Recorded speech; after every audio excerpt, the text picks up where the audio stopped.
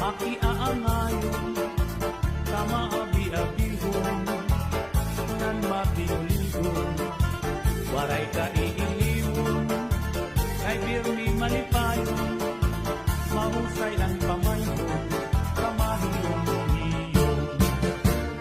Ang hiporlosan, makisasangkayon, diri kaarawan, kay makisasayawon, hingyapan karisyuhan, waray ka nabigilmon, kay ang hiporlosan, kalibayan ayon.